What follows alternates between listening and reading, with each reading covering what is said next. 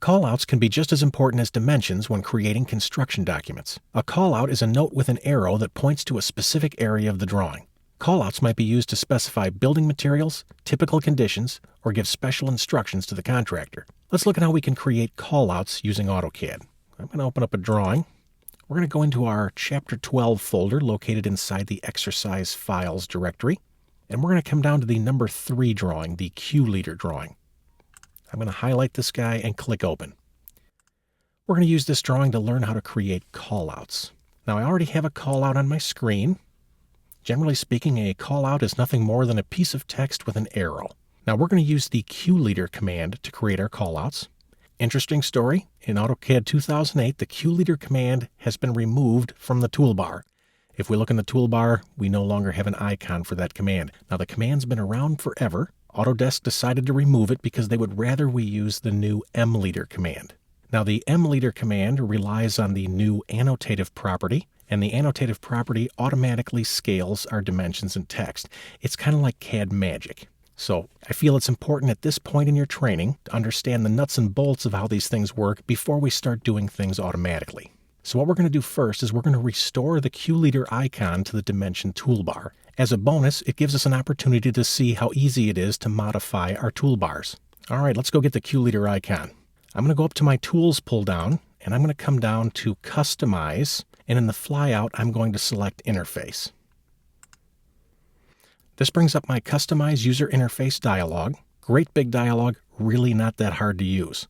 I'm going to come up to the Toolbars section, and I'm going to click the plus to open this guy up. This shows me a listing of all of the toolbars in AutoCAD. Notice I happen to have one called Dimension. Let me click the plus to open up the Dimension toolbar. And when I do, I can see a series of Dallas Cowboy symbols. Each one represents a command that happens to be on that toolbar. Now our goal is to add the Q leader command to this toolbar. I can do that by coming down to the command list area. This is where I can go shopping for AutoCAD commands. In this area at the bottom, I have every possible command that I could launch using AutoCAD. So what I'm going to do is grab the scroll, and I'm going to hold down, and I'm going to drag down to the dimension area. I'm going to come down to Dimension Leader. Here's the Q leader command right here. Let me click this command once. When I do, we can see that's the Q leader command. All I have to do to add this command to the toolbar is just click and hold on it and drag it right into the toolbar. Now it sounds easy, and it is. There's just one little thing we have to watch out for. Let me click and hold on this tool, and as I drag it away, I can see my little plus. Watch what happens when I get into the upper window. As soon as I drag into the window, it scrolls on me. No problem, just push to the top of the window and it'll scroll right back. Okay, I'm still holding my mouse button down. Notice I have a little blue line as I move up and down with my cursor. The blue line is the location of where I'm going to drop this command in the toolbar. I'm going to take and push right to the top here, and I'll release. The Q leader button has now been added to the end of the toolbar. In fact, if we look over at the little toolbar preview, I can see there he is. Let me come down and click the OK button. AutoCAD does its thing, reloads the toolbars, and the Q leader command is right back where he used to be. Now that we have him, let's use him. I'm going to create my first callout, so I'm going to come up and click my Q leader icon, and AutoCAD's asking me to specify first leader point. Basically, it's saying, where do you want to put the arrow? Now, be careful of the running object snap. I'd like to click the edge of this circle. So you know what? I'm going to come down and turn the running object snaps off. I'm going to click the edge of my circle. I'll pull away, and as I pull away, AutoCAD creates the arrow. Let me click one more time, and then I'm going to right-click. Now AutoCAD wants me to specify my column width.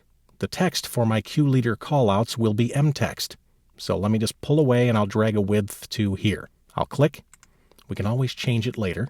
And then lastly, AutoCAD's saying, well, you can type your text right here if you want, or if we hit enter, I can go into the M-text editor. Let me hit enter, and I'm going to type in chrome-plated housing, and let me click OK. Now, the first thing we're thinking is technically from a drafting perspective, I don't like the location of that leader. That's all right, we'll deal with that in just 1 second. I'm going to make one more leader.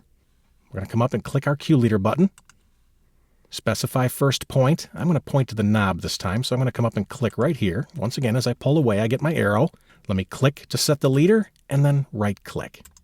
Now I can pull to set my width, and then I'll click, and then I'm going to right-click to get to the mText editor.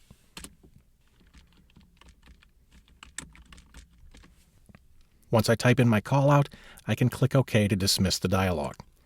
Now, these callouts are dynamic. That means they're very smart. I can move the callout and the arrows go along for the ride. Watch this.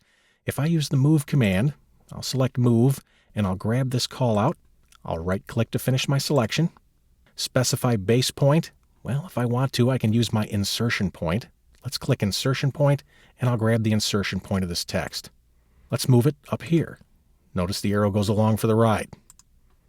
Let's move again. Let's move him. Right-click. I'm just going to pick a point on screen. Let's move him down here. Okay, the arrow will always go along with the text.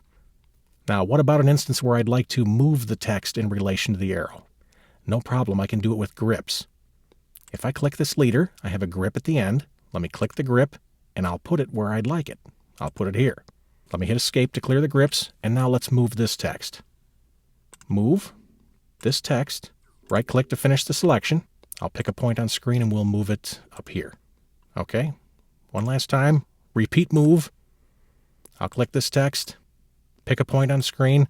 You can try and fool it if you want. AutoCAD's smart enough to keep the leader with the text. By placing our callouts using the QLeader command, we've created nice dynamic callouts that we can easily rearrange and move around if we have to add more dimensions or more callouts to our drawing.